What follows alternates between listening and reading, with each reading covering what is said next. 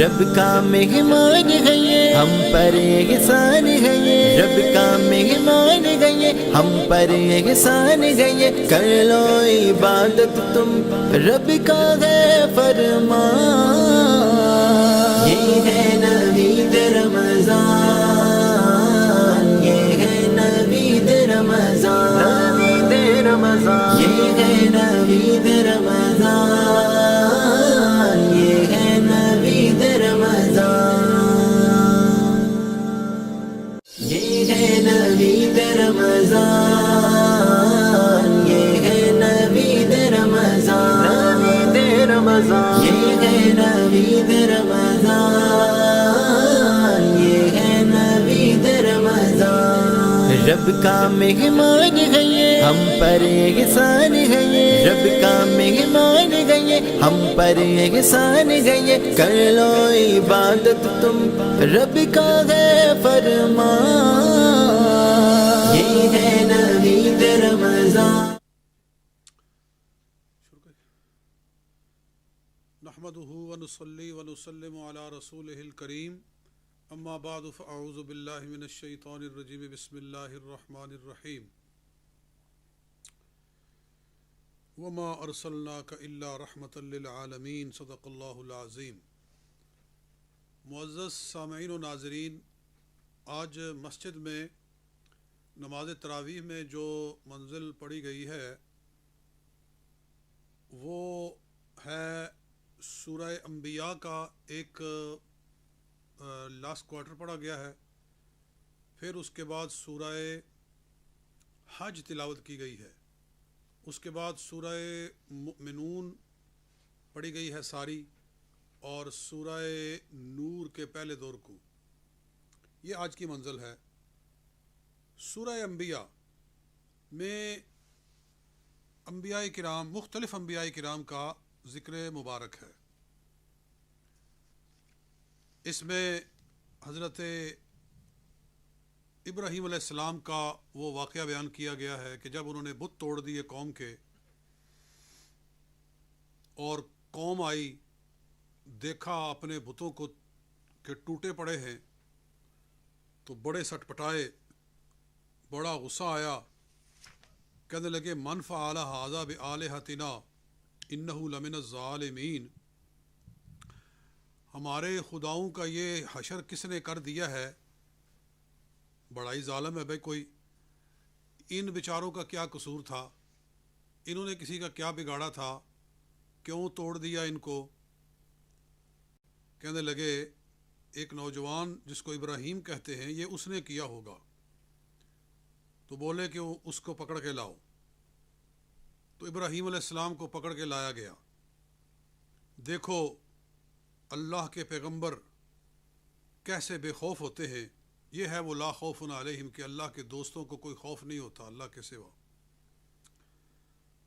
تو ابراہیم علیہ السلام کو پولیس پکڑ کے لاتی ہے، ساری قوم غصے سے بھری ہوئی ہے، نمرود اور اس کا لشکر، اس کی فوج، اس کی پولیس، اس کے سارے محکمے، سب ابراہیم علیہ السلام کو کھا جانے والی نظروں سے دیکھ رہے ہیں۔ آپ کو لا کر دربار میں کھڑا کیا گیا، ساری قوم خون خوار آنکھوں سے دیکھ رہی ہے۔ کہنے لگے اَأَنْتَ فَعَلْتَ هَذَا بِآلِهَتِنَا یا ابراہیم، اے ابراہیم کیا ہمارے خداؤں کو یہ تو نے توڑا ہے؟ قال بل فعلہ کبیرہم ھذا فاسألوہم ان کانوا ینطقون، آپ نے فرمایا مجھ سے کیوں پوچھتے ہو، ان سے پوچھو نا کہ ان کو کس نے توڑا ہے۔ اور فرمایا کہ یہ بظاہر نظر آتا ہے کہ یہ جو ان میں سے بڑا ہے نا، اس نے توڑا ہے، کیونکہ جب آپ نے توڑا بتوں کو تو جو کلہاڑا تھا وہ آپ نے بڑے بت کے کندھے پہ رکھ دیا، باقی تب سب توڑ دیے اور اس کو چھوڑ دیا، اور اس کے کندھے پہ کلہاڑا رکھ کے آ گئے۔ تو آپ نے کہا کہ یہ دیکھو کہ یہ جو بڑا ہے اس کے کندھے پہ کلہاڑا لٹک رہا ہے، یہ لگتا ہے اس نے کیا ہے، کیونکہ یہ جو چھوٹے چھوٹے ہیں نا، یہ انہوں نے کوئی شرارت کی ہوگی شتونگڑوں نے، اور بڑے کو غصہ آیا اور اس نے کلاڑا لے کر ان سب کو مار دیا۔ تو بڑے سے پوچھو، ان کانو ینطقون، اگر یہ بولتے ہیں تو ان سے پوچھو، یہ تمہیں بتائیں گے کہ ہمیں کس نے مارا ہے۔ اب کیا جواب دیں؟ فرجعوا الی انفسہم، تو پھر اپنے اندر انہوں نے غور کیا، فقالوا انکم انتم الظالمون، تو دل نے گواہی دی کہ ظالم تو تم خود ہو، کہ ایسی چیزوں کو پوج رہے ہو کہ جن کو اگر کوئی توڑ دے تو وہ اپنا دفاع نہیں کر سکتے، تو وہ تمہارا کیا فائدہ کر سکتے ہیں۔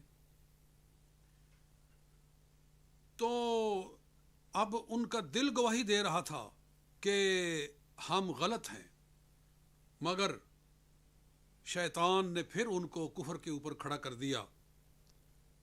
آپ نے بہرحال فرمایا کہ افتعبدون من دون اللہ ما لا ينفعکم شیئا ولا یضرکم، کیا تم اللہ کو چھوڑ کر ان کی پوجا کرتے ہو کہ جو تمہیں کچھ نفع نہیں دے سکتے، نہ کوئی نقصان کر سکتے ہیں تمہارا۔ اف لکم ولما تعبدون، افسوس ہے تم پر اور تمہارے خداؤں پر۔ دیکھو اللہ کا شیر گرج رہا ہے، پوری قوم کھڑی ہے، تنہا اللہ کا خلیل ایک طرف ہے اور پوری سلطنت دوسری طرف ہے، نمرود اور اس کی سپاہ اور اس کا لشکر اور اس کی فوج، اس کی پولیس، اس کے سارے محاکم ایک طرف ہیں، اور خدا کا خلیل دوسری طرف کھڑا للکار رہا ہے ان کو کہ کیا عقل ہے تمہاری، کیسے بے وقوف لوگ ہو تم۔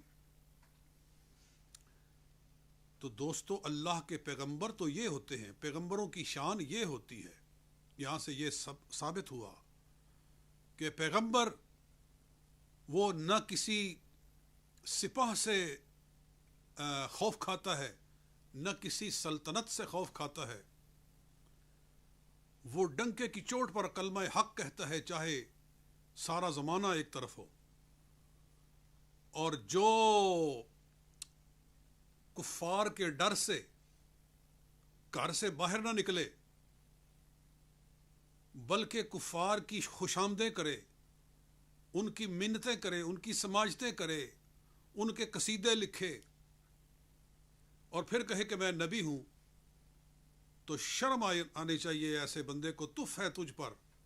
یہ پیغمبر کی شان ہے کہ کافروں کی غلامی کرے، یہ پیغمبر کی شان ہے کہ کافروں کا نوکر بن کر رہے اور ان کے قصیدے پڑھے، اور کفار دنیا میں مسلمانوں پر ظلم و تشدد کے پہاڑ توڑ رہے ہوں اور وہ ان کا غلام بن کے بیٹھا ہوا وہ نبی ہوتا ہے؟ وہ انتہائی مردود اور انتہائی بے شرم انسان ہے، اس کا نبوت سے کیا تعلق ہو سکتا ہے؟ ویسے ہی حضور صلی اللہ علیہ وسلم پر اللہ تعالیٰ نے نبوت کا سلسلہ بند کر دیا اور آپ تاجدار ختم نبوت بن کر تشریف لائے ہیں، مگر ہم نے دیکھا کہ ماضی قریب میں ایک شخص نے دعوی نبوت کیا بر صغیر کے اندر، اور پھر ساری زندگی کفار کی نوکری کرتا رہا، ساری زندگی کفار کی خوشامدیں اور منتیں کرتا رہا۔ تو یہ ہوتے ہیں انبیاء۔ انبیاء وہ ہیں جن کا ذکر قرآن میں فرما رہا ہے کہ بڑے بڑے نمرودوں، بڑے بڑے شدادوں اور بڑے بڑے فرعونوں کی آنکھوں میں آنکھیں ڈال کر بات کرتے ہیں۔ حضور پاک سرکار سید الافلاق صلی اللہ علیہ وآلہ وسلم نے بھی جب اعلان نبوت فرمایا تو ساری قوم دشمن ہو گئی اور کہنے لگے کہ تو ہمارے بتوں کو برا نہ کہے بس۔ آپ نے فرمایا میرے ایک ہاتھ میں لا کر سورج رکھ دو، دوسرے میں چاند رکھ دو، پھر کہو کہ بتوں کو برا نہ کہے، تو میں کبھی بھی ان کی تردید کرنے سے باز نہیں آؤں گا اور توحید کا نعرہ لگانے سے باز نہیں آؤں گا۔ تو یہ شان نبوت ہے، یہ شان رسالت ہے۔ اور پھر جو لوگ انبیاء کرام کے نقش قدم پر چلتے ہیں تو ان میں سے بھی اللہ تعالیٰ بعض کو وہی کردار عطا کرتا ہے، وہی جرأت عطا کرتا ہے، وہی ہمت عطا کرتا ہے کہ وہ وقت کی ظالم طاقتوں کے سامنے کلمہ حق کہتے ہیں۔ ہزار خوف ہوں دے لیکن زباں ہو دل کی رفیق، علامہ اقبال فرماتے ہیں ہزار خوف ہوں لیکن زباں ہو دل کی رفیق، یہی رہا ہے ازل سے قلندروں کا طریق۔ تو یہ چیز بیان ہوئی۔ کہنے لگے کہ اس کو جلا دو، اس نے ہمارے بتوں کو توڑا ہے، اب اس کی سزا یہ ہے کہ اس کو زندہ آگ میں پھینک دو۔ تو بہت بڑی انہوں نے آگ تیار کی، بہت بڑا آتش کدہ انہوں نے بنایا، تو کہنے لگے کہ اس کو پھینکو اس کے اندر۔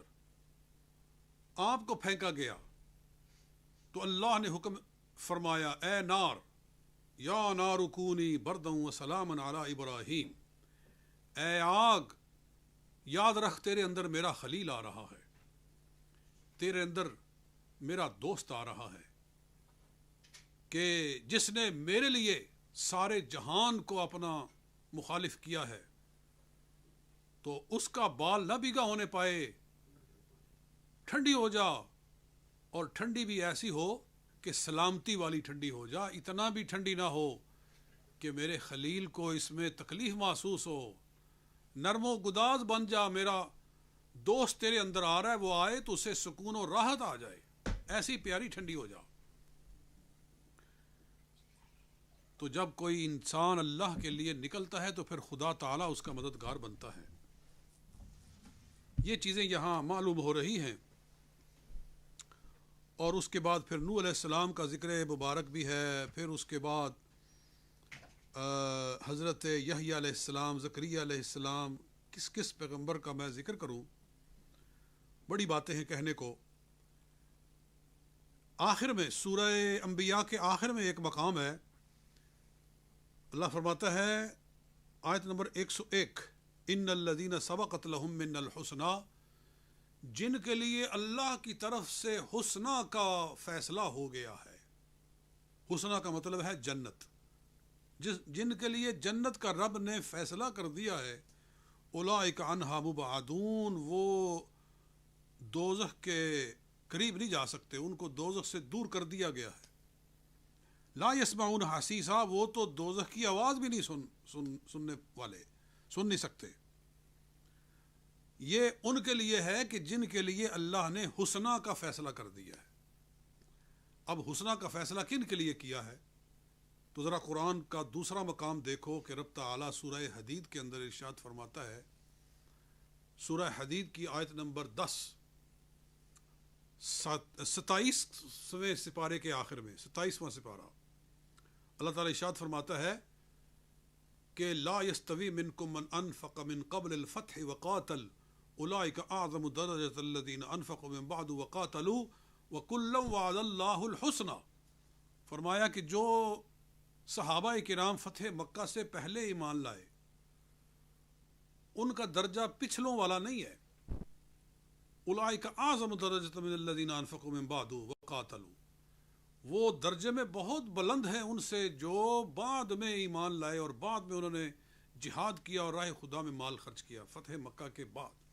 کیونکہ جب مکہ فتح ہو گیا تو اب تو ہر طرف اسلام کی حکومت قائم ہو گئی، اب تو اسلام میں داخل ہونا مشکل نہیں رہ گیا، اس لیے اسلام تو ان کا قبول ہے، درجہ ان کو حاصل ہے، صحابی وہ بھی ہیں، مگر یاد رکھیے جو پہلے ایمان لائے ان کا درجہ بہت بلند ہے۔ مگر فرمایا آخر میں وَكُلًّا وَعَدَ اللَّهُ الْحُسْنَى، چاہے فتح مکہ سے پہلے ہیں یا فتح مکہ کے بعد ہیں، اللہ نے سب سے حسنہ کا وعدہ کر لیا، سب سے جنت کا وعدہ کر لیا۔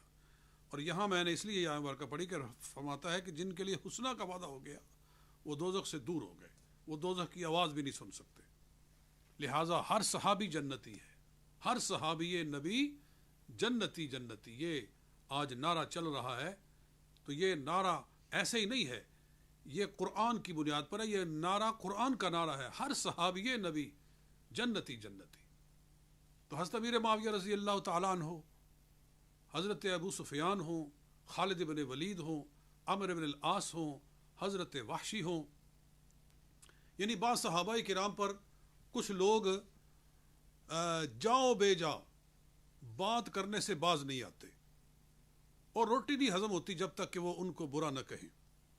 بلکہ ایک فرقہ وہ بھی ہے کہ جو ان کو برا کہتا ہے کہ جو صحابہ کرام کے سردار ہیں، کہ جن پہ صحابیت ناز کرتی ہے، ان کو نہیں چھوڑتے، تو وہ حضرت امیر معاویہ کو کیا چھوڑیں گے؟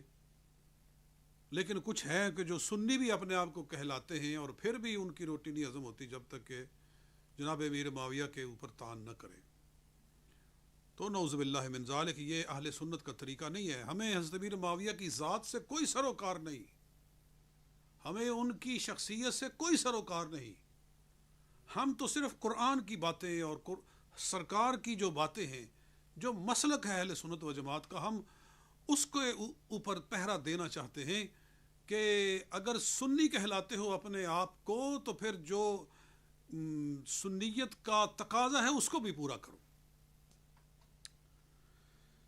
یہ چیزیں ہیں. اور پھر آگے چلتے ہیں. اللہ نے سورہ انبیاء کے اندر متعدد انبیاء کرام کا ذکر خیر فرمایا کہ فلاں فلاں قوم میں آیا, فلاں نبی فلاں قوم میں آیا, اور پھر سب سے آخر میں جب صورت یہ ختم ہونے والی ہے اور 2-3 آیتیں رہ گئی ہیں تو وہاں اللہ تعالیٰ ارشاد فرماتا ہے وما ارسلناک الا رحمۃ للعالمین.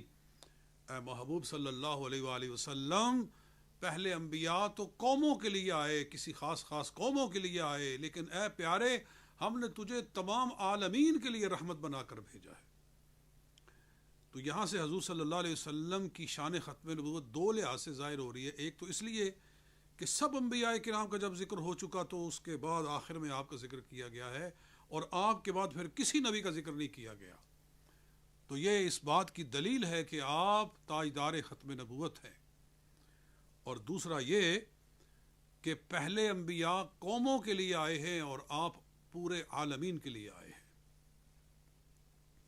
اور جب آپ سارے عالمین کے لیے ہیں تو پھر آپ کے ہوتے ہوئے کسی بھی قوم میں, کسی بھی ملک میں, کسی بھی قبیلے میں کسی نبی کی کوئی ضرورت نہیں ہے. تو یہ وہ ہے ہمارا بنیادی عقیدہ جس کو سمجھے بغیر کسی کا ایمان مکمل نہیں ہے. اور پھر سورہ حج شروع ہوتی ہے. سورہ حج میں اللہ احکم الحاکمین ارشاد فرماتا ہے وَإِذْ بَوَّأْنَا لِإِبْرَاهِيمَ مَكَانَ الْبَيْتِ, جب ہم نے ابراہیم علیہ السلام کو بیت اللہ کی جگہ بتائی کہ یہ ہے بیت اللہ اور اس کو کھڑا کرو, اس کی تعمیر کرو, آپ نے کی. اور فرمایا طاہر بیتی للطائفین والقائمین والرکع السجود, کہ اے ابراہیم میرے گھر کو صاف رکھو, پاک رکھو طواف والوں کے لیے اور یہاں کھڑے ہو کر نماز پڑھنے والوں کے لیے, والرکع السجود اور رکوع و سجود کرنے والوں کے لیے, ان کے لیے میرے گھر کو پاک رکھو. معلوم ہوا کہ مسجد کو پاک رکھنا ضروری ہے رکوع و سجود کرنے والوں کے لیے. جو مسجد کو پاک رکھتا ہے, یہ ڈیوٹی اللہ نے پیغمبر کو عطا فرمائی ابراہیم علیہ السلام کو.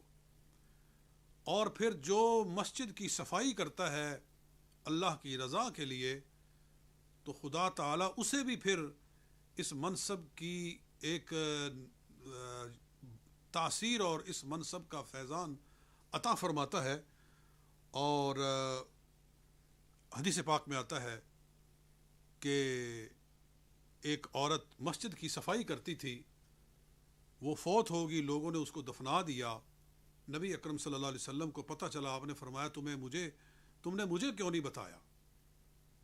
تو کہا کہ یا رسول اللہ رات کا وقت تھا, ہم نے کہا کہ آپ کو اٹھائیں گے, آپ کی نیند میں خلل آئے گا, اس لیے ہم نے اس کو جنازہ پڑھ کے دفنا دیا. تو رسول اللہ صلی اللہ علیہ وسلم اس کی قبر پر تشریف لے گئے اور وہاں کھڑے ہو کر آپ نے نماز ادا فرمائی. اور یا اس کا معنی یہ ہے کہ آپ نے اس کے لیے دعا فرمائی. لیکن بتایا اس بات کو کہ مسجد کی صفائی کرنے والے کا مقام اللہ اور اس کے رسول کے ہاں کتنا بڑا ہے, کتنا بلند ہے. پھر فرمایا وَأَذِّن فِي النَّاسِ بِالْحَجِّ, آپ لوگوں کو حج کے لیے بلائیں اے ابراہیم علیہ السلام. یأتوک رجالا, لوگ پیدل چل سکے آ سکے تو پیدل آئیں گے.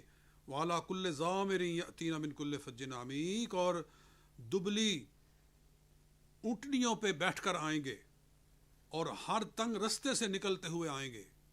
یعنی کوئی چائنا سے چل کر آئے گا, کوئی امریکہ سے چل کر آئے گا, کوئی یمن سے آئے گا, کوئی ترکی سے آئے گا, پاکستان سے آئے گا, انڈیا سے آئے گا, ہر طرف سے لوگ یہاں آیا کریں گے.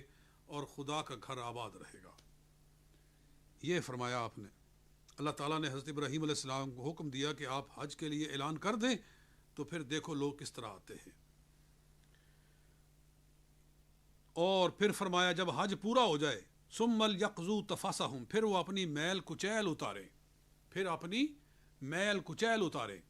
مطلب ہے کہ حج میں آدمی نہا نہیں سکتا، آدمی اپنی میل نہیں اتار سکتا، آدمی حجامت نہیں کر سکتا، لہٰذا اس کے بال غبار آلود ہو جاتے ہیں اور اس کا وجود جو ہے وہ میلا کچیلا ہو جاتا ہے، اور اللہ تعالیٰ کو بندے کی یہ حالت بہت پسند آتی ہے۔ ایک حدیث پاک میں ہے کہ میدان عرفات میں جب لوگ جمع ہوتے ہیں تو رب العالمین ارشاد فرماتا ہے کہ یہ لوگ کیوں آئے ہیں، فرشتوں سے پوچھتا ہے، یہ غبار آلود بالوں کے ساتھ اور غبار آلود چہروں کے ساتھ یہاں کیوں آئے ہیں؟ عرض کرتے ہیں یا اللہ یہ تجھے راضی کرنے کے لیے آئے ہیں۔ تو رب فرماتا ہے کہ پھر گواہ ہو جو فرشتوں کہ میں نے ان سب کو بخش دیا ہے، ان سب کو جنت عطا کر دی ہے۔ اور پھر حضور صلی اللہ علیہ وسلم سے یہ بھی پوچھا گیا کہ سب سے افضل حج کون سا ہے؟ آپ نے فرمایا السج العج۔ پوچھا گیا کہ ای الحج افضل؟ فرمایا السج العج، یعنی حج کے ساتھ الفاظ کو ملا کے کہا کہ حج وہ ہے کہ جو العج السج ہو۔ اس کا مطلب یہ ہے کہ جس میں عج کا معنی ہے کہ جس میں میل کچیل بندے پہ چڑھ جائے، اور سج کا مطلب یہ ہے کہ جس میں شور زیادہ ہو، اور شور سے مراد یہ ہے کہ تلبیہ جو زیادہ پڑے، جتنا زیادہ تلبیہ پڑے گا اتنا ثواب زیادہ ہوگا، اور ہاں اور دوسرا یہ ہے کہ جتنا خون بہایا جائے گا اتنا ثواب زیادہ ہوگا۔ تو یہ حج کے فضائل اور حج کی برکات بیان فرمائی جا رہی ہیں، اور پھر فرمایا وَلْيَطَّوَّفُوا بِالْبَيْتِ الْعَتِيقِ، جب میل کچیل اتار لیں تو پھر وہ میرے گھر کا حج طواف کرنے کے لیے جائیں۔ مراد طواف زیارت ہے، اس لیے طواف زیارت فرض ہے کیونکہ اس پر نص صریح قرآن پاک کی آ گئی ہے، وہ حج کے فرائض میں سے شمار کیا گیا ہے۔ اور پھر اس کے بعد جہاد کا ذکر کیا گیا کہ اذن للذین یقاتلون بانہم ظلموا، جن پر ظلم ڈھایا گیا تھا ان کو جہاد کی اجازت دی جاتی ہے کہ اب سے جہاد کرو۔ تو یہ آیت اذن جہاد کے لیے نازل ہوئی۔ جب تک مکہ میں تھے لوگ تو ان پر ان کو جہاد کی اجازت نہیں تھی، اور پھر اس کے بعد یہ آیت اتری اور ان کو اذن جہاد دیا گیا، اور فرمایا کہ اس کے بعد آیت نمبر ہے 41 کہ حکمران، مومن حکمران کی کیا شان ہے، وہ کیا اس کا فرض ہے، ذمہ داری۔ الذین ان مکناہم فی الارض، کہ جن کو ہم زمین میں حکومت دے دیں تو وہ کیا کرتے ہیں؟ اقاموا الصلاۃ، نماز قائم کرتے ہیں، وآتوا الزکوٰۃ، اور زکوٰۃ دیتے ہیں، وامروا بالمعروف ونہوا عن المنکر، وہ نیکی کا حکم دیتے ہیں اور برائی سے روکتے ہیں۔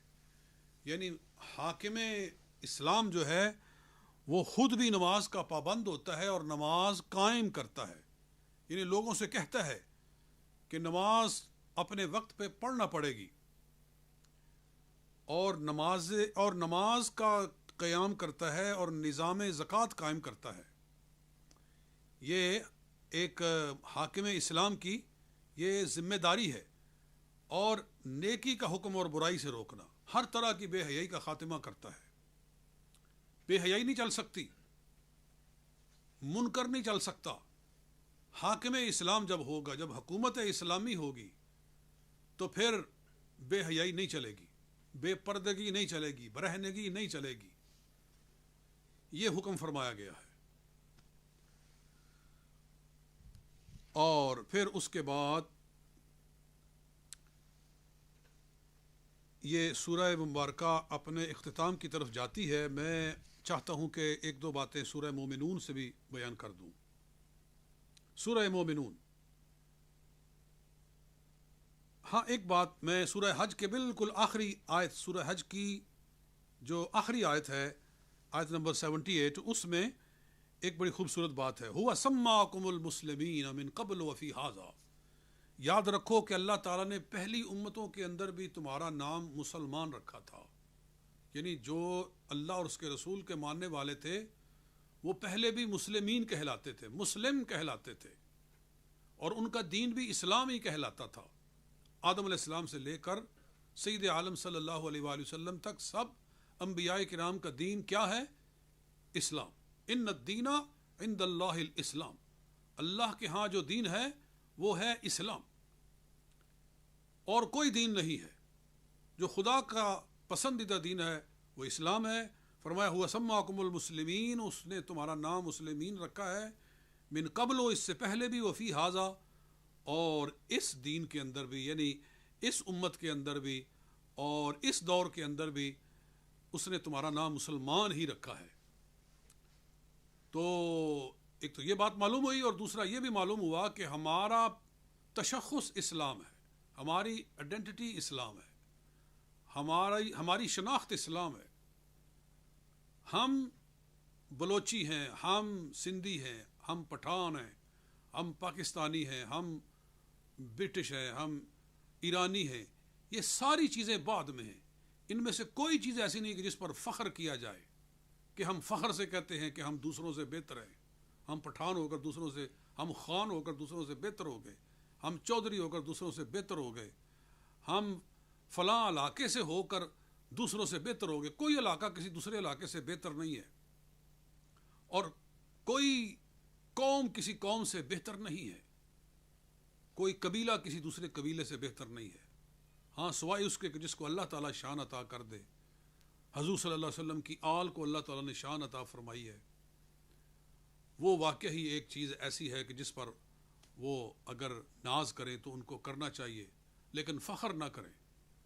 یعنی مطلب ہے کہ تکبر نہ ان کے اندر، کہ حضور فرماتے ہیں فخر نہیں ہے، اور ہماری جو پہچان ہے وہ مسلمان ہے۔ مطلب اس میں یہ سبق دیا گیا ہے کہ ہمیں سب سے پہلے اپنے آپ کو مسلمان کہنا چاہیے، اور دنیا بھر کے مسلمانوں کو یہ سمجھنا چاہیے کہ ساری دنیا کے مسلمان ہمارے بھائی ہیں۔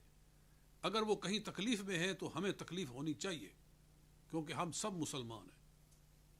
یہ رشتہ اسلامی ہے کہ جو آج کمزور پڑ گیا ہے، اور ہمارے بھائیوں پر ظلم و تشدد ہوتا ہے اور ہمیں بڑی میٹھی نیند آتی ہے، تو یہ ہمارے ایمان کا امتحان ہے۔ پھر سورہ مومنون ہے، اس کو سورہ مومنون اس لیے کہتے ہیں کہ اس کا آغاز ہی اس کلام سے ہوا، ان الفاظ سے ہوا، قد افلح المؤمنون۔ مومنون کامیاب ہو گئے، مومنون غالب آ گئے، مومنون چھا گئے۔ یا اللہ کون سے مومنون؟ آج تو ہم دیکھتے ہیں کہ جو ایمان والے ہیں وہ ساری دنیا میں سب سے زیادہ مظلوم قوم ہے، اور اے اللہ تو فرما رہا ہے کہ یہ کامیاب ہو گئے۔ اللہ فرماتا ہے میں بتاتا ہوں کون سے مومنون کامیاب ہو گئے۔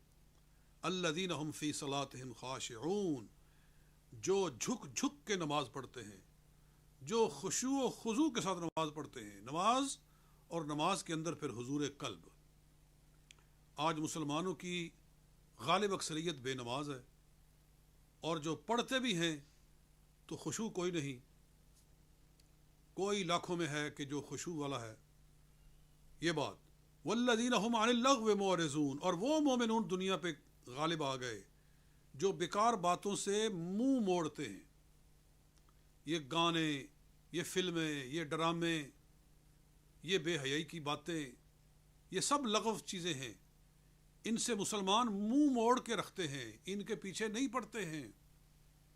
والذین هم للزکاۃ فاعلون، اور جو زکوٰۃ ادا کرتے ہیں۔ والذین هم لفروجہم حافظون، اور وہ جو اپنی پارسائی کی حفاظت کرتے ہیں، اپنی پاک دامنی کی حفاظت کرتے ہیں۔ الا علی ازواجہم، صرف اپنی بیویوں کے قریب جاتے ہیں، او ما ملکت ایمانہم، یا باندیاں۔ آج تو وہ نہیں ہیں، تو رب فرماتا ہے فَإِنَّهُمْ غَيْرُ مَلُومِينَ، بیویوں اور باندیوں کے پاس جانے میں کوئی ملامت نہیں. فَمَنِ ابْتَغَىٰ وَرَاءَ ذَٰلِكَ، جو اس کے سوا کوئی رستہ ڈھونڈے گا، فَأُولَٰئِكَ هُمُ الْعَادُونَ، تو یہ لوگ حد سے بڑھنے والے ہیں. اس سے متع کا رد ہوتا ہے. ایک قوم نے متع کو حلال سمجھا ہوا ہے، اللہ تعالیٰ کا قرآن اس کا رد کر رہا ہے. فرمایا کہ صرف بیوی کے پاس جا سکتے ہو یا باندی کے پاس جا سکتے ہو. تو جس کے ساتھ متع کرتے ہو تم، وہ کیا تمہاری بیوی ہے یا تمہاری باندی ہے؟ نہ وہ بیوی ہے نہ وہ باندی ہے. باندیاں تو آج دنیا میں ہیں ہی نہیں، اور بیوی بھی نہیں ہو سکتی، اس لیے کہ بیوی تو 4 سے زیادہ ہو ہی نہیں سکتی. اور جو متع کرتے ہیں وہ کہتے ہیں کہ متع کے لیے کوئی پابندی ہی نہیں ہے. متع کے لیے 1000 عورت کو بھی آپ آکوپائی کر سکتے ہیں، اور پھر کہتے ہیں کہ متع کے لیے کوئی گواہی نہیں چاہیے. تو کیا بغیر گواہی کے نکاح ہو سکتا ہے؟ نہیں ہو سکتا. لہٰذا یہ کوئی نکاح نہیں ہے، یہ نکاح ہے ہی نہیں. اور پھر جس سے آدمی نکاح کرتا ہے تو نکاح کرنے کے ساتھ وہ محسن ہو جاتا ہے. اور جو لوگ متع کرتے ہیں ان کی کتابوں میں لکھا ہوا ہے کہ اس کے ساتھ کوئی احسان نہیں ہوتا. اور پھر نکاح بغیر طلاق کے ختم نہیں ہو سکتا یا بغیر شوہر کے فوت ہونے کے. اور جو لوگ متع کرتے ہیں ان کی کتابوں میں لکھا ہوا ہے کہ جناب کسی طلاق کی ضرورت نہیں، بس متع کیا، اس کے بعد اس کا رستہ وہ ہے، اس کا رستہ یہ ہے. بس جب جیسے ہی جدا ہو گئے تو ان کا جو تھا متع وہ بھی ختم ہو گیا. تو مطلب یہ ہے کہ یہ کوئی نکاح نہیں ہے. اور جس طرح کا متع کتابوں میں لکھا گیا ہے اس میں اور زنا میں کوئی فرق نہیں. بہرحال میں اس پہ زیادہ بحث نہیں کرتا، پھر بات جو ہے نا وہ ذرا آگے بڑھ جائے گی. تو یہ چیزیں ہیں. اور پھر اللہ تعالیٰ رسولوں کو پاک کھانے کا ذکر فرما رہا ہے کہ جو رسول ہوتے ہیں، اے یا ایھا الرسول، اے رسولو کلوا من الطیبات، پاک چیزیں کھاؤ، واعملوا صالحا، اور اچھے اعمال کرو. اور ایک جگہ فرمایا گیا کہ اے ایمان والو پاک چیزیں کھاؤ، یعنی جو رسولوں کو حکم دیا گیا وہ مومنوں کو حکم دیا گیا. تو رزق حلال کی اہمیت یہاں سے معلوم ہوئی. احکم الحاکمین میرے اس تھوڑے سے کلام کو اور گفتگو کو اپنی بارگاہ میں قبول و منظور فرمائے. وآخر دعوانا الحمد للہ رب العالمین.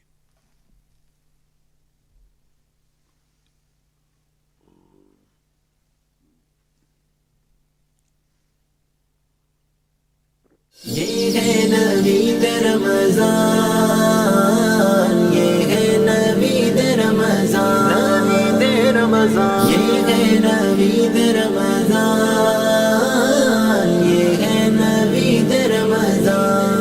رب کا مہمان ہے یہ، ہم پر احسان ہے یہ. رب کا مہمان ہے یہ، ہم پر احسان ہے یہ. کر لو عبادت تم، رب کا ہے فرمان.